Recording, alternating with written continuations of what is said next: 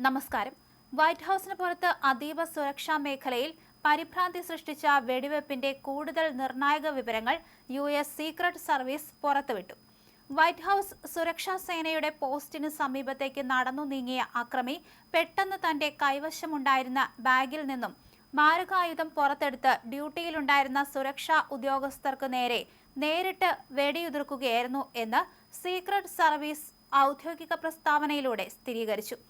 അക്രമി പെട്ടെന്ന് നടത്തിയ വെടിവെപ്പിൽ വൈറ്റ് ഹൌസ് സുരക്ഷാ ഏജന്റുമാർക്കോ മറ്റ് ഉദ്യോഗസ്ഥർക്കോ യാതൊരുവിധ പരിക്കുകളും സംഭവിച്ചിട്ടില്ലെന്നും സുരക്ഷാ വിഭാഗം വിലയിരുത്തുകയും ചെയ്തു.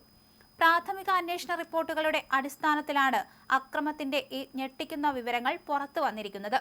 തോക്കുമായി വൈറ്റ് ഹൌസ് ലക്ഷ്യമാക്കി നീങ്ങിയ പ്രതിയെ കൃത്യമായ സമയത്ത് തന്നെ ഏജന്റുമാർ പ്രതിരോധിച്ചതിനാലാണ് വലിയൊരു ദുരന്തം ഒഴിവായത്. സുരക്ഷാ ജീവനക്കാർക്ക് നേരെ അക്രമി വെടിയുതിർത്ത ഉടൻ തന്നെ സീക്രട്ട് സർവീസ് തിരിച്ച് വെടിവെക്കുകയും അക്രമിയെ സംഭവ സ്ഥലത്ത് വെച്ച് തന്നെ കൃത്യമായി വീഴ്ത്തുകയും ചെയ്തു.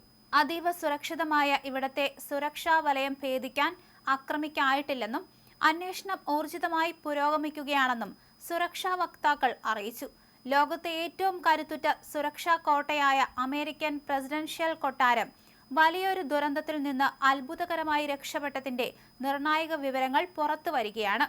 വൈറ്റ് ഹൌസിന് പുറത്ത് അതീവ സുരക്ഷാ മേഖലയിൽ പരിഭ്രാന്തി സൃഷ്ടിച്ച വെടിവെപ്പിന്റെ കൂടുതൽ ഞെട്ടിക്കുന്ന വിശദാംശങ്ങളാണ് US സീക്രട്ട് സർവീസ് ഇപ്പോൾ ഔദ്യോഗിക പ്രസ്താവനയിലൂടെ പുറത്തുവിട്ടിരിക്കുന്നത്. കൃത്യമായ പ്ലാനിങ്ങോടെ എത്തിയ അക്രമിയുടെ വെടിയുണ്ടകൾ ഒന്നുപോലും ലക്ഷ്യസ്ഥാനത്ത് എത്തിക്കാൻ സുരക്ഷാ ജീവനക്കാരുടെ മനോധൈര്യം അനുവദിച്ചില്ല. സുരക്ഷാ ജീവനക്കാർക്ക് നേരെ അക്രമി വെടിയുതിർത്ത ഉടൻ തന്നെ കനത്ത ജാഗ്രതയിലായിരുന്ന സീക്രട്ട് സർവീസ് അതീവ വേഗതയിൽ തിരിച്ച് വെടിവെക്കുകയായിരുന്നു. ലോകത്തെ ഏറ്റവും അത്യാധുനികമായ വൈറ്റ് ഹൌസിലെ സുരക്ഷാ വലയം ഒരിഞ്ച് പോലും ഭേദിക്കാൻ അക്രമിക്കായിട്ടില്ല എന്നത് ഈ പ്രതിരോധത്തിന്റെ മാറ്റുകൂട്ടുന്നു. അതീവ സുരക്ഷിതമായ ഇവിടത്തെ കോട്ട മതിലുകൾക്ക് പുറത്തു തന്നെ പ്രതിയെ നിഷ്പ്രഭമാക്കാൻ കഴിഞ്ഞത് വൈറ്റ് ഹൌസിന്റെ സുരക്ഷാ മികവിന് അടിവരയിടുന്ന ഒന്നായി മാറി.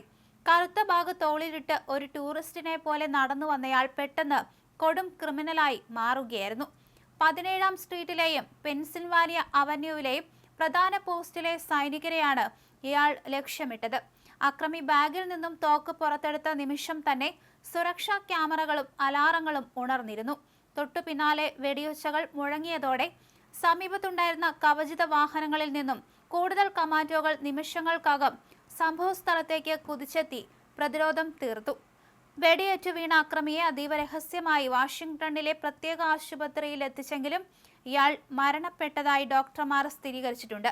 അക്രമിയുടെ വെടിയേറ്റ് പരിക്കേറ്റ മറ്റ് ഒരു വഴിയാത്രക്കാരൻ മാത്രമാണ് നിലവിൽ ചികിത്സയിലുള്ളത്.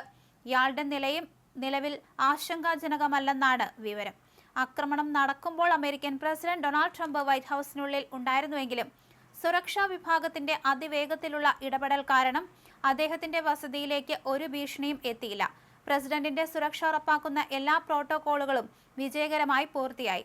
നിലവിൽ സംഭവ സ്ഥലത്തു നിന്നും അക്രമി ഉപയോഗിച്ച തോക്കും ബാഗും FBI ഉൾപ്പെടെയുള്ള ഉന്നത അന്വേഷണ ഏജൻസികൾ ശാസ്ത്രീയ പരിശോധനയ്ക്കായി കസ്റ്റഡിയിലെടുത്തിട്ടുണ്ട്.